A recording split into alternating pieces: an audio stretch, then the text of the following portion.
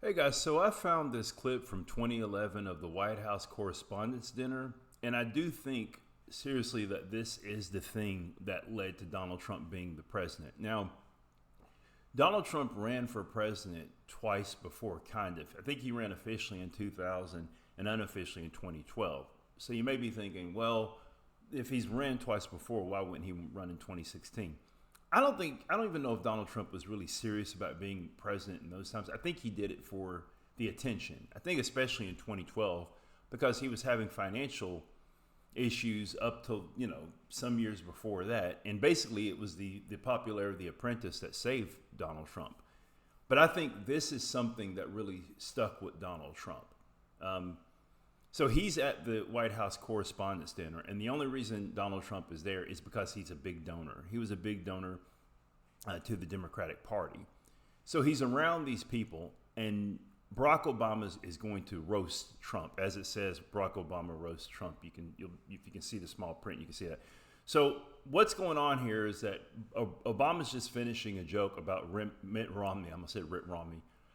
Scooby-Doo, Mitt Romney, but Mitt Romney passing universal health care when he was governor of Massachusetts. So now he's going to tear into Donald Trump because for years Donald Trump was a big pusher of the birther conspiracy.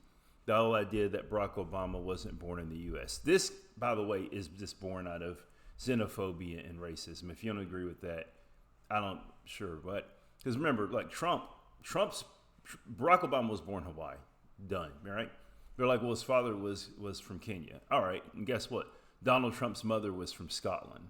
Are we thinking that Donald Trump was Scottish? No, because even if we were, Scotland's a white country, so it doesn't count. Sorry, that's the way it is. We don't think about it. He's white. He can't be. He's not foreign. Meanwhile, Barack Obama, colored guy, funny name. So anyway, here we go. Watch this. And the whole time, by the way, here, this is not, and if you see it before where Barack Obama is making jokes at people, this is personal for both of these individuals. This is personal for both Barack Obama and Donald Trump. And I know just the guy to do it. Donald Trump is here tonight. Okay. Now you're gonna see this moment where Donald Trump does this kind of shrug thing, and it's really bugging him. Now I know that he's taken some flack lately, but no one is happier, no one is prouder to put this birth certificate matter to rest than the Donald. And that's because he can finally get back to focusing on the issues that matter. Like, did we fake the moon landing? See what that? really happened in Roswell? Okay, so now you're pigeonholing, I don't know if that's the right word, but kind of saying, Donald Trump, you are basically the equivalent of a crazy conspiracy theorist.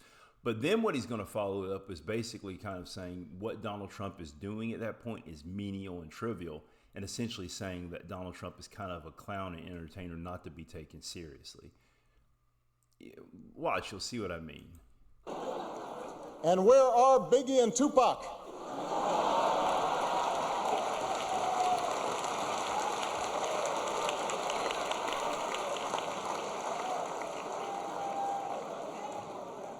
All kidding aside, obviously we all know about your credentials and breadth of experience. Watch. For example, no, seriously, just recently in an episode of Celebrity Apprentice at the steakhouse, the men's cooking team did not impress the judges from Omaha Steaks. And there was a lot of blame to go around, but you, Mr. Trump, recognized that the real problem was a lack of leadership. And so ultimately you didn't blame Little John or Meatloaf. You fired Gary Busey. Okay, so right now it's like I am a leader of the most powerful country on the planet, maybe ever. And you are making decisions involving a guy named Little John and Meatloaf, which even if you don't know who Little John or Meatloaf, who they are, I mean, come on, Little John and Meatloaf, which by the way, Little John and Meatloaf are friggin' awesome, all right? Yeah, he wrote songs about skeet skeet, but come on, man, those are bangers. and Bat Out of Hell 1 and 2 are great albums. R.I.P. Meatloaf. But then the Gary Busey's kind of the cherry on top, because Gary Busey is known for his erratic behavior, largely because of a head injury he had sometime back while riding a motorcycle. Point being is that Barack Obama is really belittling Trump, kind of saying you're a clown at this point, right? So he's already said, look, you're a stupid conspiracy theorist, that you're a clown that nobody takes seriously.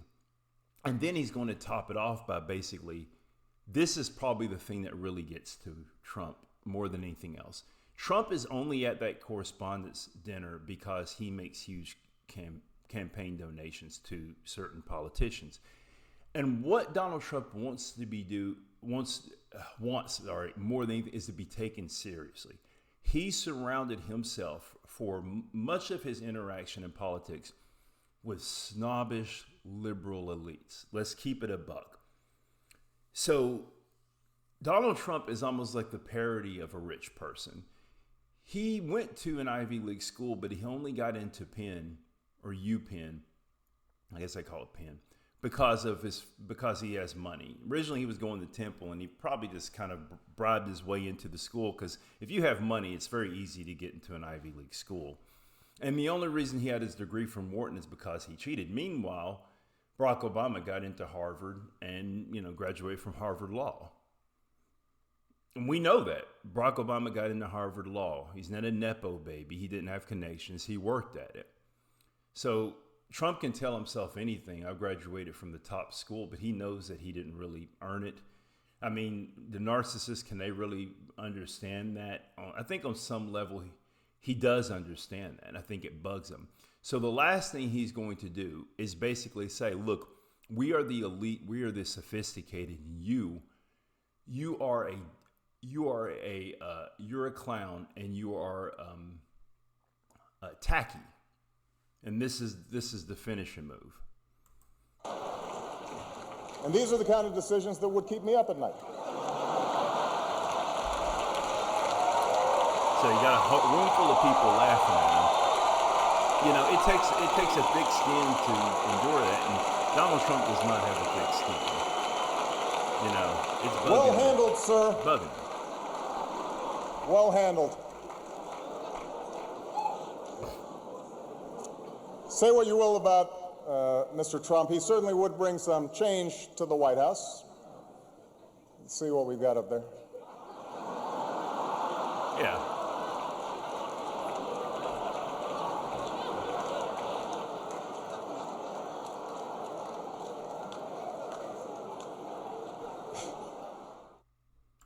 Yeah. So, yeah, you're tacky, you're basic.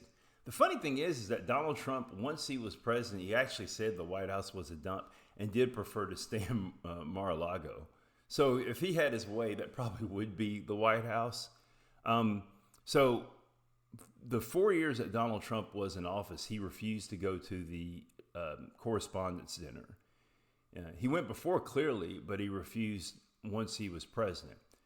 Now, as much as Donald Trump is good at kind of making zingers at people, kind of being the insult comic, I do think this shows kind of how Donald Trump is a bully, because, well, you're now the president. You could go to this correspondence dinner and you'd have a chance to kind of I guess fire back at Barack Obama, but he won't, because bullies don't like it when people fight back, and Barack Obama kind of proved that he could fight back.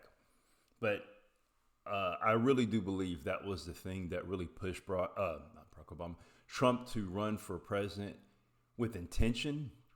I don't think Trump really expected himself to become president.